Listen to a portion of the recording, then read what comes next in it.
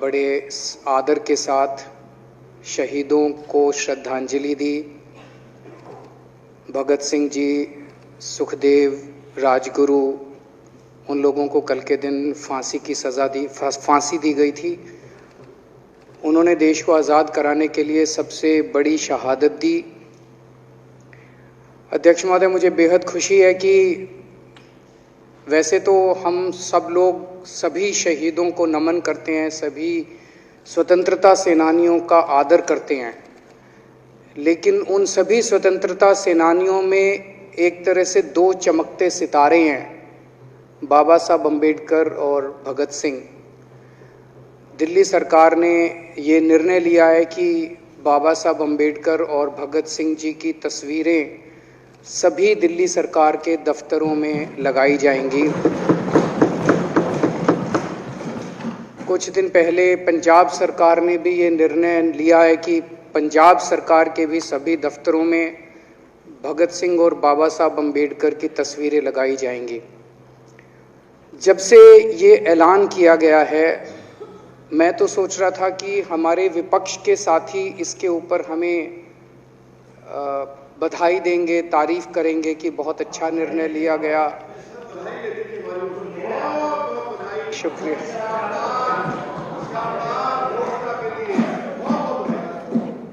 लेकिन जब से ये ऐलान किया है कि इतना, यहाँ तो कहने के लिए कह दिया, बाहर एक मिनट मेरे को पूरा, हमें इतना क्रिटिसाइज किया जा रहा है। बीजेपी वाले कह रहे हैं कि बाबा साहब अम्बेडकर और भगत सिंह की क्यों लगाई, सावरकर की क्यों नहीं लगाई, हेडगेवार की क्यों नहीं लगाई। तो मैं कह रहा हूं भाई, सावरकर की और हेडगेवार की तुम लगा लो। अब देखो, जो बोल रहे थे उसमें तो किसी ने टिप्पणी नहीं की। मैंने कहा भाई सावरकर की बोल रहे हैं, सावरकर की और हेडगेवार की तुम लगा लो, हम बाबा साहब अम्बेडकर की और भगत सिंह की लगा लेते हैं। कांग्रेस वाले चिल्ला रहे हैं, इंदिरा गांधी की क्यों नहीं लगाई, राजीव गांधी की क्यों नहीं लगाई, सोनिया गांधी की क्यों नहीं लगाई। तो हम कह रहे हैं भाई, इंदिरा गांधी की तुम लगा लो, हम तो बाबा साहब अम्बेडकर की और भगत सिंह की लगाएंगे। अध्यक्ष महोदय, मेरे को पता नहीं था ये लोग बाबा साहब अम्बेडकर और भगत सिंह से ऐसी नफरत क्यों करते हैं सारे प्रतिपक्ष के लोग। मैं आपको बताता हूं क्यों करते हैं, और खासकर बीजेपी वाले बाबा साहब अम्बेडकर से इतनी नफरत क्यों करते हैं, मैं बताता हूं आपको। बाबा साहब अम्बेडकर ने संविधान बनाया, मैं बता देता हूं आपको, आप भी सेटिस्फाई हो जाओगे।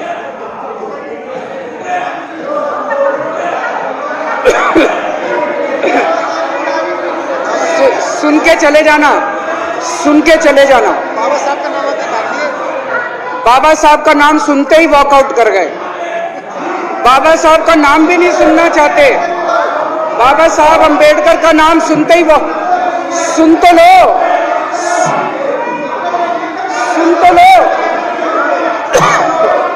वो तमाशा, और ये सब कुछ जो इन्होंने बोला वो सच बोला। सुन तो लो।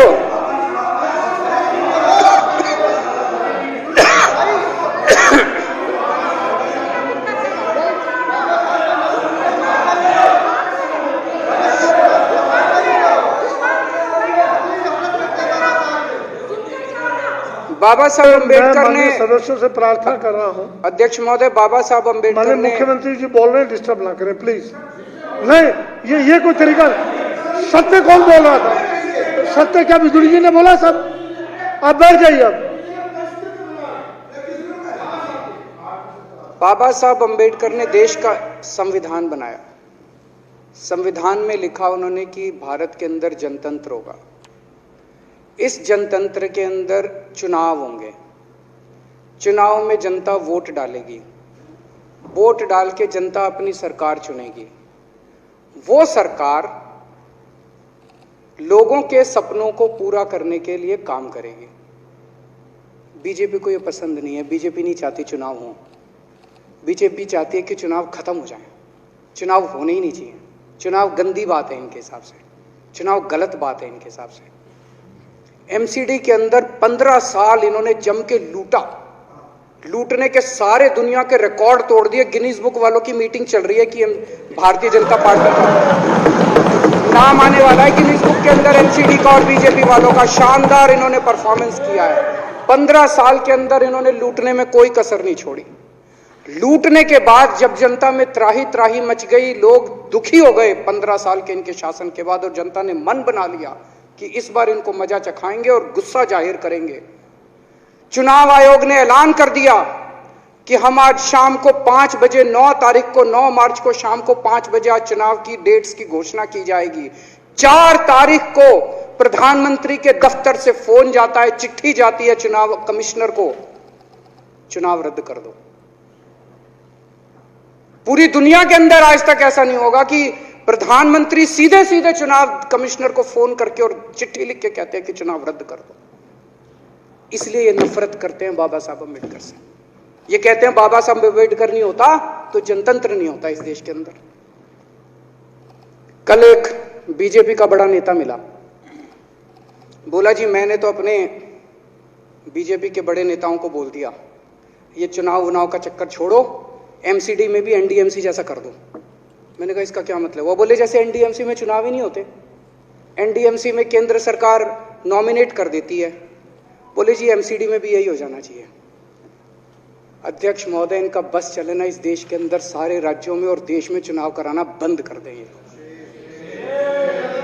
इसलिए ये नफरत करते हैं, इसलिए बाबा साहब अम्बेडकर से नफरत करते हैं ये लोग। बाबा साहब अम्बेडकर चुनाव की प्रक्रिया रख के गए थे, इनका बस चले तो ये चुनाव कराना बंद कर दे। कह रहे हैं हम तीनों एमसीडी को यूनिफाई करना चाहते हैं। अरे 7 साल थे तुम्हारे पास, सो रहे थे क्या 7 साल से? कहां थे तुम लोग 7 साल से? क्यों नहीं तुम लोगों ने क्यों नहीं तुम लोग यूनिफाई करने के लिए पैसे चाहिए? क्यों नहीं तुम लोगों ने यूनिफाई किया 7 साल से? चुनाव के 1 घंटे पहले तुम लोग चिट्ठी लिख रहे हो, अब सो के जागे हो कि अब यूनिफाई करोगे। तो यूनिफाई नहीं करना, चुनाव टालने हैं, क्योंकि हार रहे हैं। मेरी हाथ जोड़ के विनती है, हार जीत लगी रहती है। कभी ये पार्टी हारती है, कभी वो पार्टी हारती है, कभी आज बीजेपी हारती है, कभी आम आदमी पार्टी भी हारती है, कभी कांग्रेस हारती है। देश बड़ा है, देश की सोचो। आज आम आदमी पार्टी है, कल आम आदमी पार्टी हो सकता ना हो। आज बीजेपी है, कल बीजेपी हो ना हो। आज केजरीवाल है, कल केजरीवाल नहीं होगा। आज मोदी जी हैं, कल मोदी जी नहीं होंगे। कोई बड़ा नहीं है, देश बड़ा है, मुल्क बड़ा है, कौम बड़ी है, समाज बड़ा है। देश को नहीं झुकने देना, देश को नहीं टूटने देना, देश को नहीं किसी भी हालत में देश पे आंच नहीं आनी चाहिए। ये लोग देश के साथ खिलवाड़ कर रहे हैं, ये लोग संविधान के साथ खिलवाड़ कह रहे हैं। हम यूनिफाई करना चाहते हैं। इन्होंने एक चिट्ठी लिख दी चुनाव आयोग को कि हम तीनों एमसीडी को यूनिफाई कर रहे हैं, इसलिए चुनाव टाल दो। चुनाव आयोग ने चुनाव टाल दिया। कल को दिसंबर में गुजरात के चुनाव हो रहे हैं। अब जनता कह रही है ये गुजरात हारेंगे।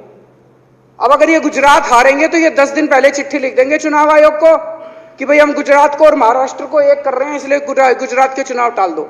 गुजरात के चुनाव टल जाएंगे। अगली बार ये लोकसभा हारेंगे, चिट्ठी लिख देंगे जी ये पार्लियामेंट्री फॉर्म ऑफ सिस्टम बड़ा खराब है, हम प्रेसिडेंशियल फॉर्म ऑफ सिस्टम ला रहे हैं, संविधान बदल रहे हैं, चुनाव टाल दो। चुनाव टल जाएंगे। ये क्या मजाक बना रखा है इन्होंने, नौटंकी कर रखी है इन्होंने। भारत जनतंत्र है, देश ये बर्दाश्त नहीं करने वाला जो इन्होंने नौटंकी कर रखी है। कहते हैं हम दुनिया की सबसे बड़ी पार्टी हैं, हम तो जी दुनिया की सबसे छोटी पार्टी हैं। फिर भी डर गए तुम लोग।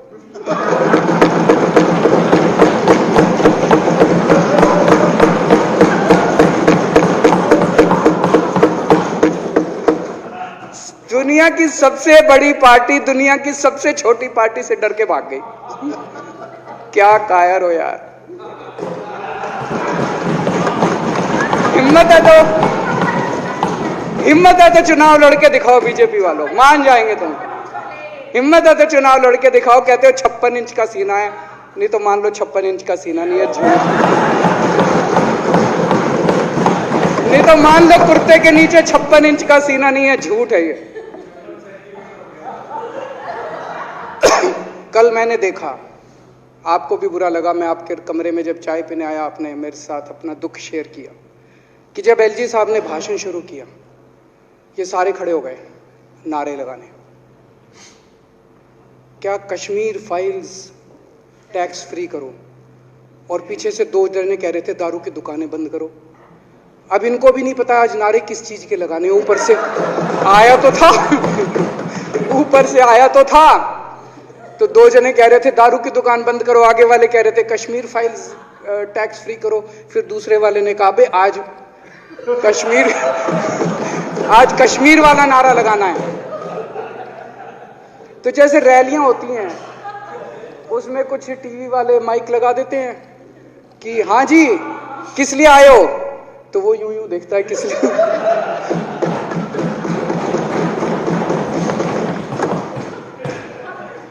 क्या हाल बना दिया इनका।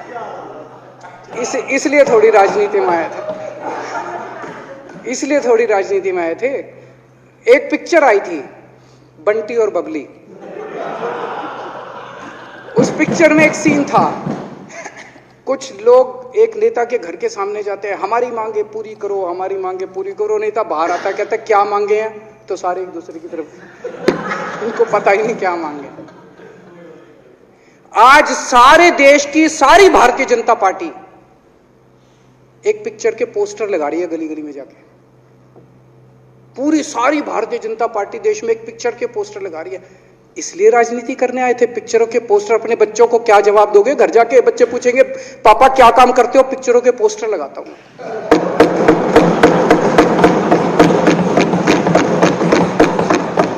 8 साल केंद्र सरकार चलाने के बाद अगर किसी देश के प्रधानमंत्री को विवेक अग्निहोत्री के चरणों में शरण लेनी पड़े तो इसका मतलब उस प्रधानमंत्री ने 8 साल में कोई काम नहीं किया, 8 साल खराब कर दिए। बताओ, विवेक अग्निहोत्री के चरणों में उनको शरण लेनी पड़ रही है, बचा लो बचा लो बचा लो।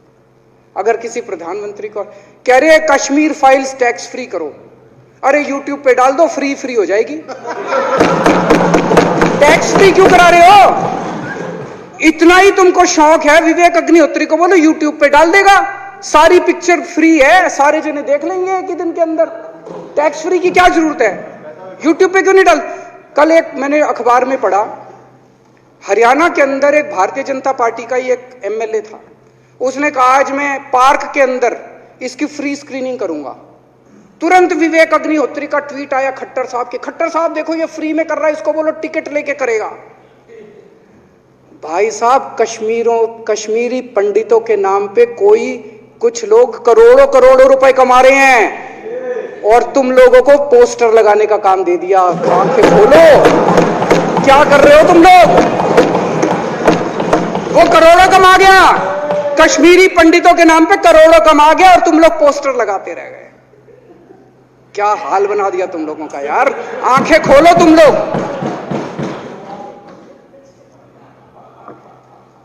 भेड़ बकरियों की तरह हाँक रखा है पूरे बीजेपी वालों को, भेड़ बकरियों की तरह हाँक रहे हैं। एक दिन बोले 3 का कृषि कानून लेके आए हैं, बहुत शानदार है, और फिर नीचे मैसेज आया भाई सारे जने तारीफ करो मोदी जी की। सारे बोले वाह मोदी जी वाह, क्या मास्टर स्ट्रोक है। और मेरे को याद है इसी सदन के अंदर इन लोगों ने उन 3 कानूनों की खूब तारीफ की थी, बोले क्या मास्टर स्ट्रोक है और क्या शानदार कानून लेके आए। 1 साल के बाद फिर आया भाई 3 कानून वापस ले लिए, बोलो फिर तारीफ करो मोदी जी की, भाई कानून बेकार थे मोदी जी। क्या इसी सदन के अंदर इन लोगों ने इतनी बेशर्मी, दिमाग पे ताला लगा रखा, इन्होंने कहा वाह मोदी जी वाह, क्या 3 कानून खराब थे आपने वापस ले लिया, देश को बचा लिया। क्या मास्टर स्ट्रोक, ये क्या हाल बना दिया आप लोगों का यार। फिर थोड़े दिन बाद बोले भाई दारू की दुकानों के खिलाफ करो, फिर सारे जने दारू की दुकान बंद करो, अब दारू ठीक हो गई दिल्ली में? आजकल तो शोर नहीं करते तुम लोग। अब कश्मीर फाइल आ गई, पहले कृषि कानून, रोज काम दे रखा है तुमको, कुछ ना कुछ ऊपर से आ जाता है, काम दे रखा है। अब दारू की दुकानें। मेरा एक ही निवेदन है मेरे बीजेपी के साथियों से, आप तो अपने ही हो, आप तो सब अपने, मेरे छोटे भाई बड़े भाई बिदुरी साहब तो बड़े भाई है मेरे, आप तो सारे अपने हो यार। थोड़ा सा देश के बारे में सोचो यार, थोड़ा देश के बारे में सोचो। हिटलर भी जो था वो कम से कम अपने चमचों को नौकरी देता था, रोजगार देता था। इतिहास उठा के पढ़ो, उसने रोजगार तो दिया था, इन्होंने क्या दिया आपको? आपके बच्चों को नौकरी दी? आपके घर में कोई खाने पीने का इंतजाम करा? आपकी बिजली का इंतजाम करा? केजरीवाल काम आता है आपके? आपके भी घर की बिजली फ्री कर रखी है। दिल्ली के 12 लाख बच्चों को नौकरी दी है मैंने, स्कूल ठीक कर दिए, अस्पताल ठीक कर दिए। आपके घर में कोई बीमार हो, केजरीवाल दवाई पहुंचाता है, मोदी दवाई नहीं पहुंचाता। केजरीवाल काम आया। मैं बीजेपी के सारे कार्यकर्ताओं से कहना चाहता हूं, थोड़ा सा दिमाग खोलो। बीजेपी के सारे सपोर्टर्स को कहना चाहता हूं, थोड़ा सा दिमाग खोलो। ये भेड़ चाल बंद करो, भेड़ बकरियों की तरह हाँक रहे हैं ये आपको, ये सब बंद करो। दिमाग खोल के सारे जने बीजेपी छोड़ के आम आदमी पार्टी में आ जाओ।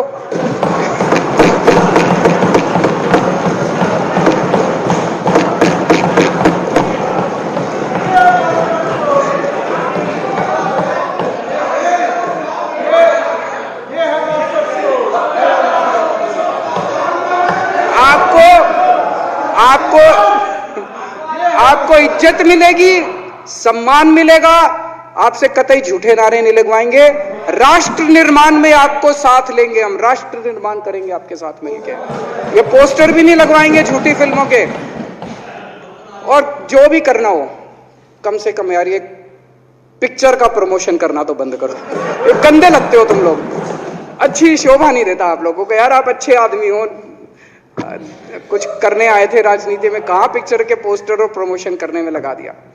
कल एलजी साहब की स्पीच पूरे देश ने सुनी। एलजी साहब को एक तरह से केंद्र सरकार का नुमाइंदा माना जाता है। एलजी साहब ने भी हमारी सरकार की कितनी तारीफ करी।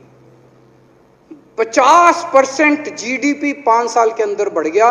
भारत में आज तक कभी किसी राज्य का नहीं बढ़ा। इतने शानदार काम दिल्ली सरकार ने किए हैं कि केंद्र सरकार द्वारा नियुक्त एलजी साहब ने भी दूसरी सरकार की, आम आदमी पार्टी की सरकार की भूरी भूरी शब्दों में तारीफ की। मैं एलजी साहब का बहुत बहुत शुक्रिया अदा करना चाहता हूं और इस धन्यवाद प्रस्ताव का समर्थन करता हूं।